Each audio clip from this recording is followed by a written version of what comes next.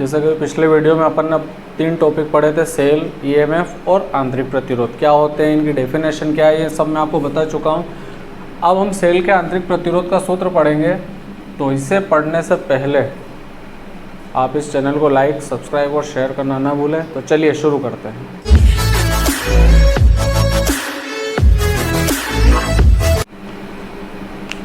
तो सेल के आंतरिक प्रतिरोध का सूत्र कैसे स्थापित करें। तो देखो, मैंने अभी पिछले जो वीडियो में आपको एक परिपथ बताया था सेल का, कि फॉर एग्जांपल ये आपका सेल है। इस सेल के साथ हमने एक बाहरी परिपथ में मैंने एक परिपथ कनेक्ट करा और उसके साथ लगा दी एक प्लग यानी कुंजी। यानी ये सेल है हमारा, इस सेल के साथ हमने बाहरी परिपथ में एक प्रतिरोध जोड़ा और उसके साथ क्या लगाई, एक कुंजी। ठीक है, अब इसमें अपन सूत्र की स्थापना करेंगे। तो देखिए, सेल का ईएमएफ क्या, तो इस सेल का ईएमएफ हो गया ई, आंतरिक प्रतिरोध आर। इसे बाहरी परिपथ में एक बाहरी प्रतिरोध आर के साथ जोड़ा गया है। यहाँ से करंट निकलेगा, करंट की वैल्यू क्या रहेगी, आई। ये करंट जाएगा इस तार में होते हुए, यानी इस तार में होते हुए इस प्रतिरोध में से होकर गुजरेगा। तो जैसे इस प्रतिरोध में से होकर गुजरेगा, इसके सिरों पर क्या उत्पन्न हो जाएगा, विभवांतर। क्या उत्पन्न होगा, विभवांतर। बहते हुए वापस इसी में जाकर ऋण सिरे से मिल जाएगा, फिर से प्लस से माइनस, जैसे पूरे परिपथ में ये करंट फ्लो होगा। इस प्रतिरोध में करंट फ्लो होने से क्या होगा, इसके दोनों सिरों पर पोटेंशियल डिफरेंस उत्पन्न होगा, यानी विभवांतर। तो कितना विभवांतर उत्पन्न होगा, तो इसके लिए धारा का मान और इसके लिए धारा का मान। फॉर एग्जांपल, यदि मैं यहाँ से 3 एम्पियर की धारा इसमें प्रवाहित करता हूँ, मान लो सेल ये 3 एम्पियर की धारा दे रहा है, तो क्या वो धारा जो यहाँ से जा रही है, इसमें से निकल रही है, क्या यहाँ से निकलने के बावजूद भी वो 3 एम्पियर की रहेगी कि नहीं रहेगी। मतलब हमें धारा की वैल्यू ज्ञात करना है कुल मिला के दोनों में। तो सबसे पहले क्या करेंगे हम, ये जो आपका प्रतिरोध है इसको बोलेंगे हम बाहरी प्रतिरोध। क्या बोलेंगे, बाहरी प्रतिरोध। इसमें क्या लगाना अपने को, ओम का नियम। ओम का नियम आपको बता रखा है मैंने और अच्छे से बताया कि ओम का नियम किसी भी परिपथ में धारा और विभवांतर की स्थिति को क्लियर करता है, क्योंकि वो दोनों में संबंध बताता है किस तरीके से किसी परिपथ या किसी तार में या किसी रेजिस्टेंस में धारा प्रवाहित करने से उसके सिरों के बीच में क्या उत्पन्न हो जाता है, विभवांतर। तो देखिए, बाहरी प्रतिरोध के लिए ओम का नियम लगा है। ओम का नियम क्या होता है, सीधा सा धारा की वैल्यू निकालनी इसके लिए, तो आई, और इसके सिरों पे क्या, ये वोल्ट मीटर यदि हम जोड़ देते हैं यहाँ पे, तो इसके सिरों पे क्या उत्पन्न होगा, विभवांतर। विभवांतर क्या आ जाएगा, वी, और ये बाहरी प्रतिरोध क्या है, आर। तो आई बराबर वी अपन आर। इसको आप समीकरण नंबर 1 दे सकते हो। अब यही ओम का नियम हमें किसके लिए अप्लाई करना है, सेल के लिए। मतलब फार्मूला तो यही लगेगा ना सेल के लिए, ओम के नियम से। अब इसके लिए करंट का मान निकालना है, तो आई बराबर इसके लिए करंट। अब इसमें क्या है, विद्युत वाहक बल जो भी है इसका, तो क्या मान लिया, ई। और इस सेल को हमने इसके साथ कनेक्ट करा। जब हमने ये निकाला तो केवल पर्टिकुलर इसका निकाला, लेकिन जब सेल के लिए निकालेंगे तो भाई सेल का आंतरिक प्रतिरोध और ये बाहरी प्रतिरोध दोनों जुड़ेगा ना। इसका निकाला तो ये अकेला है भाई, ये बाहरी परिपथ है आपका ये। लेकिन जब इसकी बात करेंगे तो इसका अंदर का प्रतिरोध और ये प्रतिरोध दोनों ऐड हो जाएंगे, तो टोटल रेजिस्टेंस कितना आएगा, आर प्लस आर। इसको दे सकते हैं हम समीकरण नंबर 2। अब दोनों में वैल्यू हमने आई की निकाली, एक बाहरी प्रतिरोध के लिए धारा का मान निकाला और एक हमने सेल के लिए धारा का मान निकाला। तो हमें क्या करना है, by equation first and second. I की वैल्यू क्या है, वी अपान आर, ये वैल्यू हम यहाँ रख सकते हैं। तो वी अपान आर इक्वल किसके हो जाएगा, ई अपान आर प्लस आर। ठीक है, क्रॉस मल्टीप्लाई कर दो इनका, तो वी का मल्टीप्लाई करा आर से, कैपिटल आर से, तो वी आर प्लस वी का इससे करा तो वी आर। एक आर बाहरी है और एक आर आंतरिक है, यानी एक बाहरी प्रतिरोध एक आंतरिक प्रतिरोध इक्वल। अब ई का मल्टीप्लाई करा आर से तो ई आर। चलिए, हमें तो आंतरिक प्रतिरोध का सूत्र निकालना है, मीन्स ई आर। अब ये बचे खुचे का क्या करें, इस वी आर कैपिटल आर को इधर पहुँचाओ, तो ये वी आर बराबर ई आर, और ये प्लस का इधर आके काय का हो गया, माइनस का। फिर आगे बढ़ो, वी आर बराबर कॉमन ले लो यहाँ से आर, तो क्या बचेगा अपने पास ई माइनस वी, या आर बराबर वी को पहुँचा दो इधर, तो ई माइनस वी और अपॉन में भी वी, या आर बराबर आर, ये क्या हो जाएगा, E upon V minus V upon V हो जाएगा 1, कैंसिल हो गया। तो ये जो फार्मूला आया है ये है सेल के आंतरिक प्रतिरोध का सूत्र। यानी कोई सेल यदि हमें दे दिया जाता है और इस प्रकार का परिपथ हमें कोई दे दे और बोल दे कि अब आप सेल के आंतरिक प्रतिरोध का मान बताओ कि कितना जा रहा है। जैसे मैंने अभी आपको पिछले वीडियो में बताया था कि अपन ने 12 वोल्टेज यहाँ से निकल रहा है, लेकिन या तो 8 भी पहुँच रहा है, वो 4 कहाँ जा रहा है, तो वो 4 मैंने डायरेक्ट बताया, लेकिन वो निकालना हो यदि अपने को आंतरिक प्रतिरोध का मान, तो इस सूत्र में आपको क्या क्या रखना है, बाहरी प्रतिरोध का मान, फॉर एग्जाम्पल 4 ओम, ठीक। ई यानी यहाँ का ईएमएफ कितना था, मैंने अभी आपको बताया 12 वोल्ट। वी क्या है, दोनों के मध्य विभवांतर, मतलब यहाँ पे वोल्टेज कितना आया है अपन ने जब इससे मापा, तो समझ लो 8 वोल्ट। ये तीनों मान रख के इसका कैलकुलेशन करके हम स्मॉल आर की गणना यहाँ पे कर सकते हैं। तो ये है आपका सेल के आंतरिक प्रतिरोध का सूत्र। अब मैंने अभी आपको सेल का आंतरिक प्रतिरोध तो निकालना बता दिया, लेकिन इस सेल का जो विद्युत वाहक बल है ये टोटल, इसको निकालना है ना, इसका मान निकालने का फार्मूला क्या है भाई, टोटल कितना है। अभी तो आपको पता है कि जब हम सेल का इस्तेमाल नहीं करते हैं, जब सेल से हम किसी परिपथ में धारा उससे नहीं लेते हैं, तब उसका जो विद्युत वाहक बल है वो क्या है, 12 वोल्ट है। लेकिन अभी हमने इस सेल को कनेक्ट करने के बाद ये 12 वोल्ट नहीं रहा, ये यहाँ के 8 वोल्ट रह गया, या 4 हो सकता है, 5 हो सकता है, कितना कम ज़्यादा होगा वो तो हम जब कैलकुलेट करें तब पता चलेगा। आने के बाद इसका विद्युत वाहक बल क्या रहेगा, तो उसके लिए क्या करना है हमें, सिंपल से मेथड है, देखो कुछ नहीं करना, समीकरण 2 है, ले लो इसको बाय इक्वेशन सेकंड। क्या है उसमें, I is equal to E upon R plus R, ठीक है। क्रॉस मल्टीप्लाई करो, इसके बटे में क्या मान लिया हमने 1, तो E is equal to I R plus I R. हम जानते हैं ओम का नियम क्या कहता है, आई आर बराबर क्या होता है, V, तो E बराबर V प्लस आई आर, ठीक है। हमें क्या निकालना है यहाँ से, हमें यदि यहाँ से विद्युत वाहक बल का मान निकालना है तो हमारे लिए ये सूत्र है, E बराबर V प्लस आई आर। लेकिन सुनना, लेकिन यहाँ से भी एक आंतरिक प्रतिरोध का सूत्र आता है, यदि इस V को उधर ले जाएं तो E minus V is equal to I R, या R बराबर E minus V upon I. और अब पूछे आपसे कोई कि इसका आंतरिक प्रतिरोध कितना है, केवल इसका आंतरिक प्रतिरोध कितना है, तो फिर आपको ये फार्मूला लगाना। और यदि आपको इस कंडीशन में इसका वीएमएफ निकालना है तो आपको ये वाली इक्वेशन यूज़ करनी है। यानी दोनों कंडीशन में आप इनका मान ज्ञात कर सकते हो। और यदि केवल परीक्षा में आपसे पूछा जाए कि सेल के आंतरिक प्रतिरोध का सूत्र स्थापित कीजिए, तो बस आपको यहीं तक इसको सॉल्व करना है, ठीक है। समझ में आ गया अच्छे से।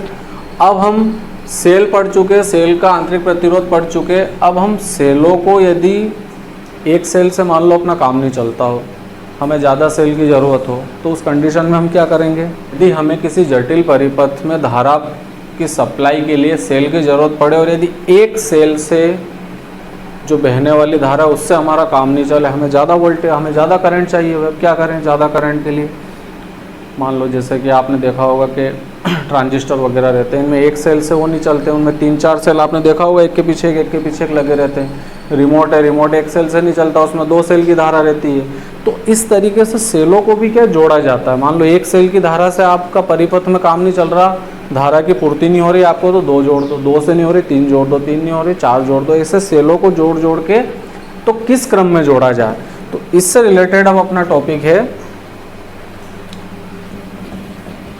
तो देखिए, अब जो अपना टॉपिक है वो है सेलों का संयोजन, मतलब सेलों को जोड़ना। लेकिन ऐसे नहीं जोड़ना उठा के पटक दिया, सेलों को हमें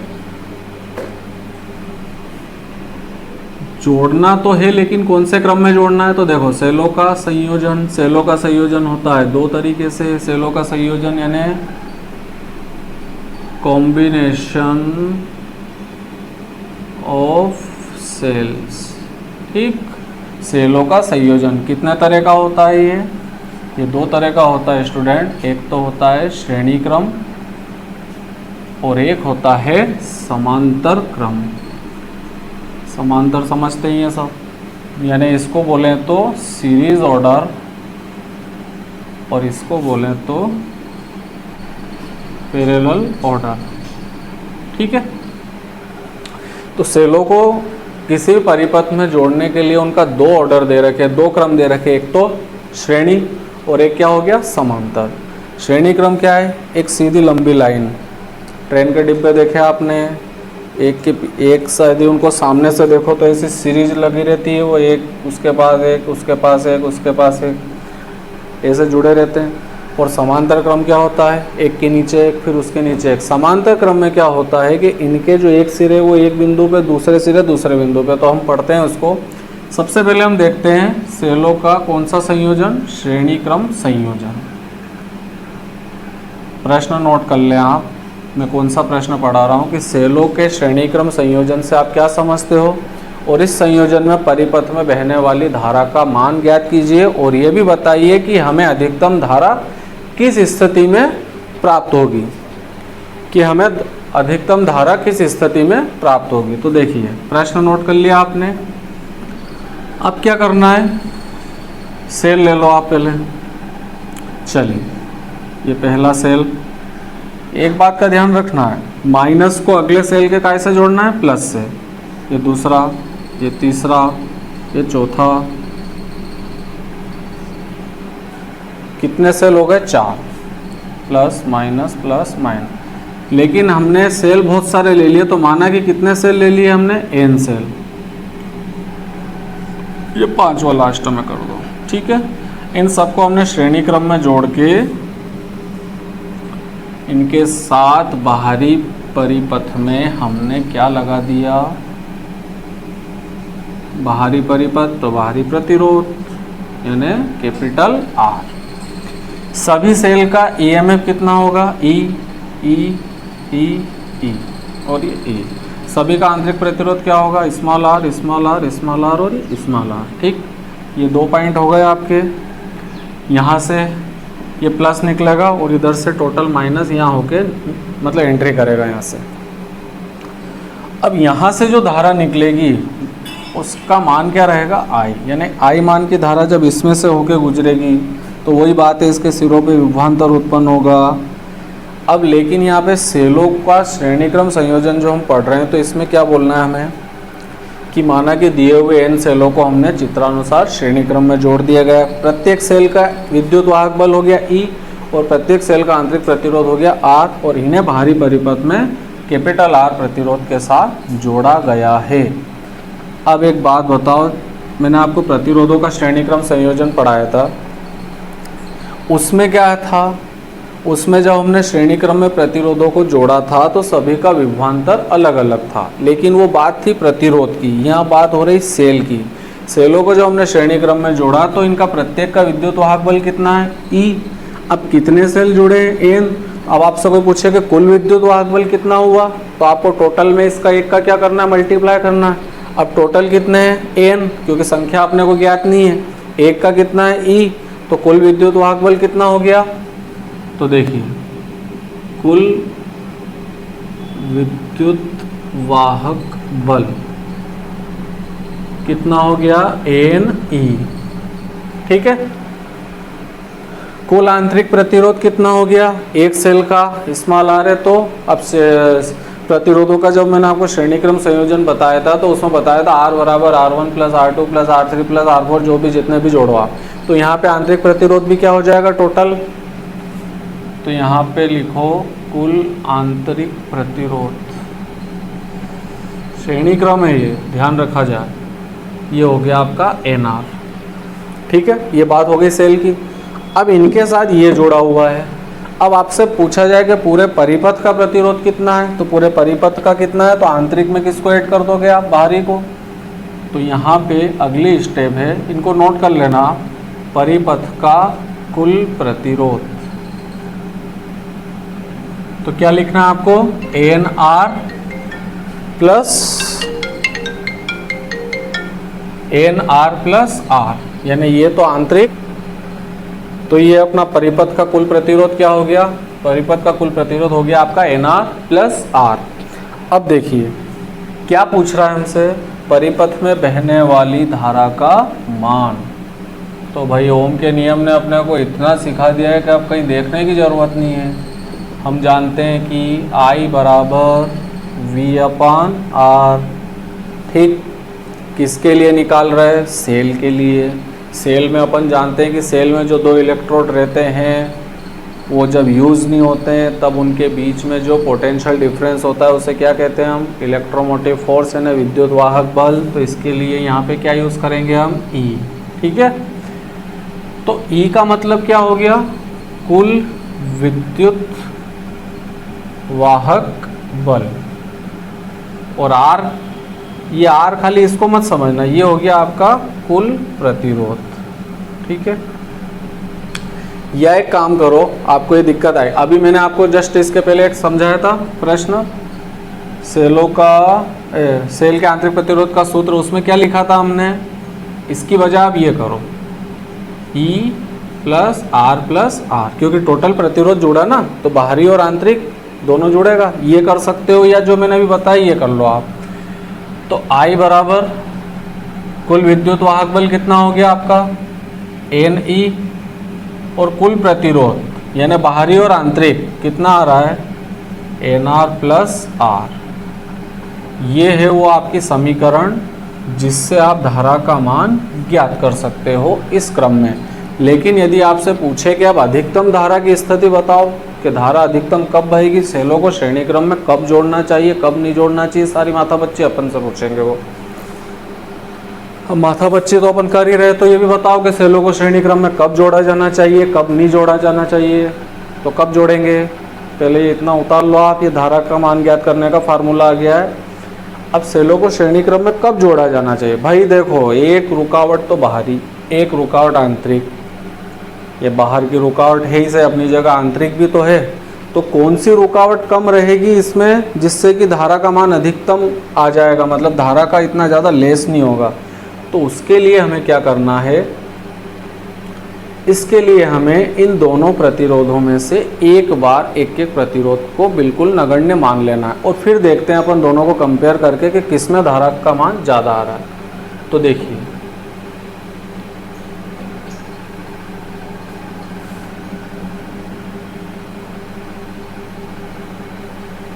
हमने क्या लिखा, स्थिति फर्स्ट। अब स्थिति फर्स्ट में क्या है, पहली कंडीशन, जब capital R is less than from small r, यानी हिंदी में बोला जाए तो जब बाहरी प्रतिरोध का मान कम हो, बहुत ही ज़्यादा कम हो, किसकी अपेक्षा, आंतरिक प्रतिरोध की अपेक्षा। तो इस स्थिति में आपको समीकरण नंबर 1 लगानी, यहाँ पे समीकरण 1 लिखो, I बराबर NE/NR प्लस R। किसको नगण्य माना हमने, कैपिटल R को नगण्य, मतलब क्या हो गया, शून्य हो गया, शून्य ही हो गया, इतना कम है। तो I बराबर इसको शून्य मानेंगे तो NE/NR, N से N हो गया कैंसिल, क्या आ रहा है यहाँ पे, E/R, और E/R क्या होती है, एक सेल से बहने वाली धारा। कैसे होती है, देखो इधर बता देता हूँ आपको। अभी मैंने बताया धारा का सूत्र क्या होता है, V/R। V/R मतलब सेल के लिए V की जगह क्या आएगा, E/R। E/R मतलब धारा, कितने सेल की धारा, एक सेल से बहने वाली धारा। तो एक सेल से बहने वाली धारा मतलब यदि हम बाहरी प्रतिरोध को बिल्कुल कम मान लें और इन्हीं को रहने दें, यानी आंतरिक प्रतिरोध की अपेक्षा इसको बहुत नेगलेक्ट कर दें अपन, तो इस स्थिति में खाली ये धारा जो प्रवाहित होगी वो किसके बराबर रहेगी, केवल एक सेल से बहने वाली धारा। लेकिन अब स्थिति सेकंड देखो, अब इसको अपोजिट करो।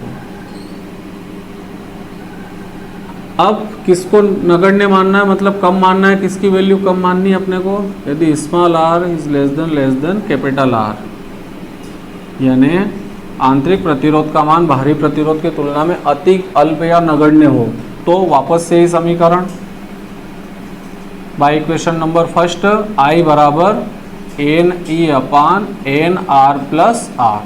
ठीक है, अब की बार आप स्मॉल आर को नगण्य मानो, यानी इसकी वैल्यू क्या होगा, शून्य। शून्य का मल्टीप्लाई एन से हुआ तो ये शून्य, तो शेष क्या बच रहा है, एन ई अपान आर।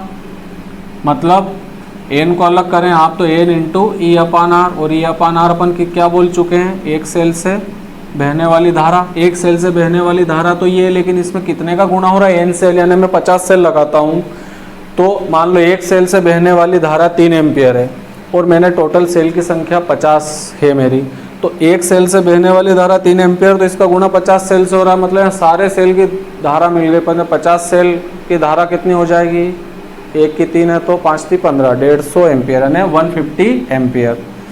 तो कौन सी स्थिति लाभप्रद हुई, ये वाली, जिसमें सारे सेल आ गए। तो इस स्थिति में कौन सी स्थिति लाभप्रद होगी, स्थिति सेकंड। लेकिन अब आपको बोलना क्या है कि सेलों को श्रेणी क्रम में तब जोड़ा जाना चाहिए जब आंतरिक प्रतिरोध का मान बाहरी प्रतिरोध की तुलना में अति अल्प हो या नगण्य हो, तब आपकी ये जो स्थिति है ये लाभप्रद होगी, और इस स्थिति में धारा का आपको मैक्सिमम मान मिलेगा। ये है आपका सेलों का श्रेणी क्रम संयोजन। ठीक, चलिए अगला संयोजन है अपना सेलों का समांतर क्रम संयोजन।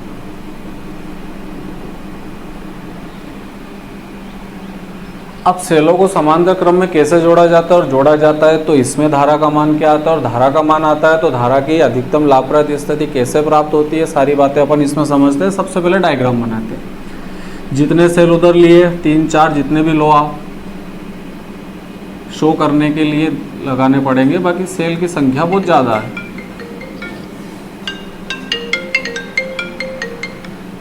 चलिए पहला सेल,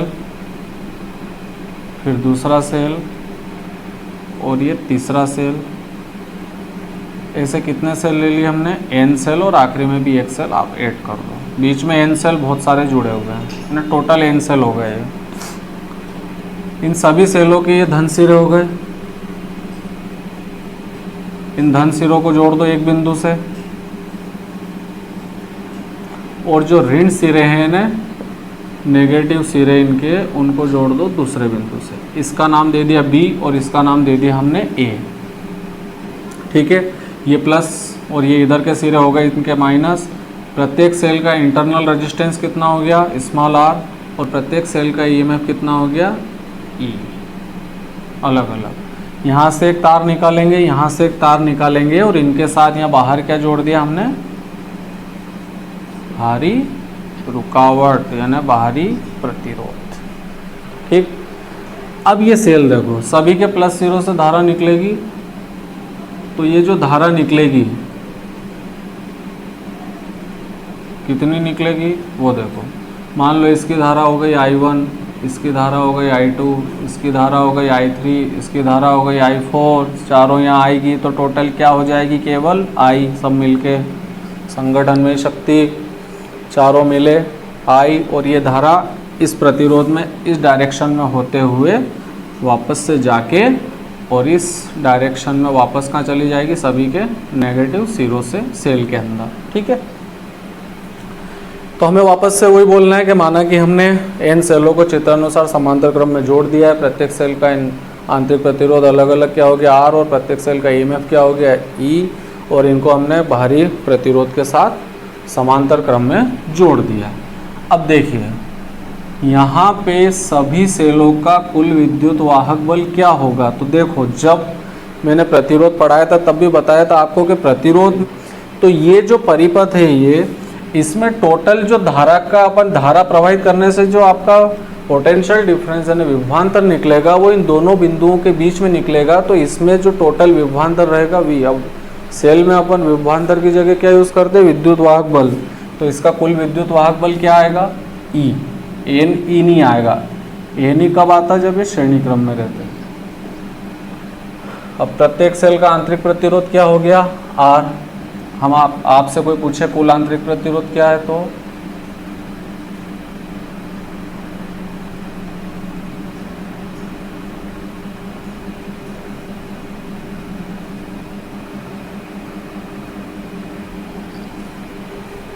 हर एक सेल का स्मॉल आर है। अब चूंकि ये समांतर क्रम में जुड़े हैं तो अब आप स्मॉल आर नहीं बोलोगे, आपको क्या बोलना पड़ेगा, 1/r, 1/r कौन सा आर, स्मॉल आर। तो प्रत्येक सेल का आंतरिक प्रतिरोध क्या हो गया, 1/r। टोटल सेल मान लो n सेल है तो कुल आंतरिक प्रतिरोध तो 1/r' बोल दो इसको, तो 1/r प्लस 1/r, ये हर एक सेल का लिख रहे हैं अपन। ऐसे कितने सेल जुड़े हुए हैं, n सेल।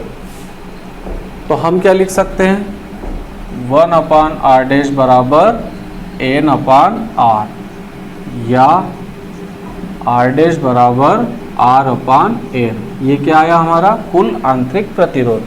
लेकिन सेलों के साथ बाहर क्या जुड़ा हुआ है, एक बाहरी प्रतिरोध।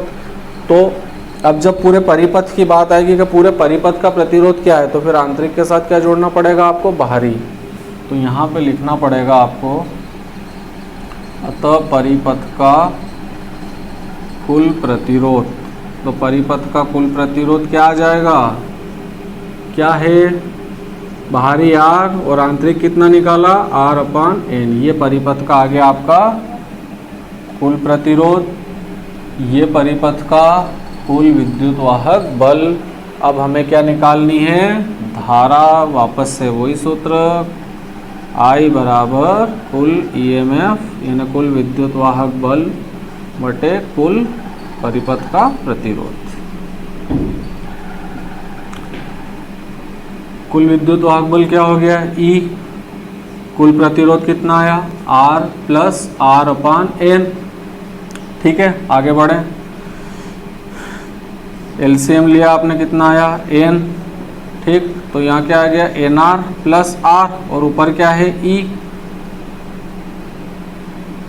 इसको मल्टीप्लाई गुणे में ले जाएंगे तो ये, अब देखो इसके बाद क्या होगा, n का गुणा हो गया ऊपर इधर, क्योंकि इसको अपन गुणे में लाएंगे तो इसका क्या हो जाएगा, ये व्युत्क्रम होगा, तो ये हो जाएगा आपका NE/nr प्लस r। ठीक है, ये है धारा का मान निकालने का सूत्र।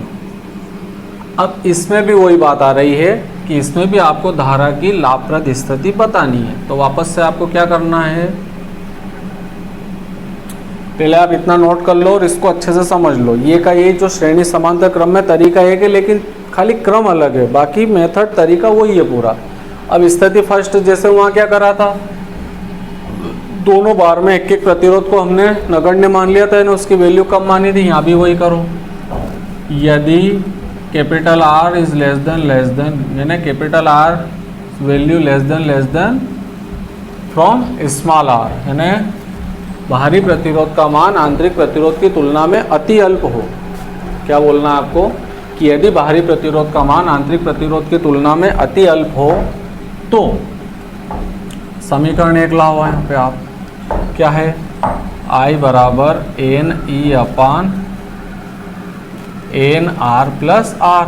कैपिटल R की वैल्यू 0, मतलब ये 0 का मल्टीप्लाई n से हुआ तो ये भी क्या हो गया, 0। इस स्थिति में क्या लिखना है अपने को, यहाँ NE/r। क्या लिखा, I बराबर NE/r, क्योंकि ये 0 हो गया। अब वापस से वही बात जो मैंने वहाँ बताई थी इससे सेकंड में, n इंटू E/r। E/r क्या हो गई, एक सेल से बहने वाली धारा, गुणा किससे हो रहा है, n सेल मतलब बहुत सारे सेल। अभी से लग गया आपको स्थिति लाभप्रद होगी है, दूसरी निकालने का कोई मतलब नहीं है, फिर भी निकालो, क्या पता वहाँ भी आ जाए n, पर ऐसा आना होना नहीं है। यदि small r is less then capital R, यानी आंतरिक प्रतिरोध का मान बाहरी प्रतिरोध की तुलना में क्या हो, अति अल्प हो। वापस से समीकरण 1, क्या है फार्मूला, I बराबर NE/nr plus r। Small r की वैल्यू क्या हो गई, 0, तो I बराबर NE/nr, n से n कैंसिल, तो E/r मतलब एक सेल से बहने वाली धारा। n का गुणा हो रहा है क्या, नहीं हो रहा है, मतलब कौन सी स्थिति लाभप्रद होगी, स्थिति फर्स्ट। जब बाहरी प्रतिरोध का मान आंतरिक प्रतिरोध की तुलना में अति अल्प या नगण्य हो तो स्थिति फर्स्ट लाभप्रद होगी। मतलब ये आता है, ऑब्जेक्टिव में भी आता है एक शब्द कि सेलों को श्रेणी क्रम में समांतर क्रम में कब जोड़ना चाहिए, तो देखो सेलों को समांतर क्रम में तब जोड़ा जाना चाहिए जब बाहरी प्रतिरोध का मान आंतरिक प्रतिरोध की तुलना में नगण्य हो, तो ही ये समांतर क्रम संयोजन में आपको अधिकतम धारा मिलेगी और ये आपके लिए लाभप्रद होगा। सेलों का एक प्रकार का संयोजन और होता है मिश्रित क्रम संयोजन, उसका भी अपन एक वीडियो बनाएंगे। आज के वीडियो में मैंने आपको श्रेणी क्रम, समांतर क्रम संयोजन और सेल के आंतरिक प्रतिरोध का सूत्र बताया। इस वीडियो को आप बार बार रिवाइज करके देख सकते हैं। वीडियो अच्छा लगे तो लाइक, शेयर एंड सब्सक्राइब करना न भूलें।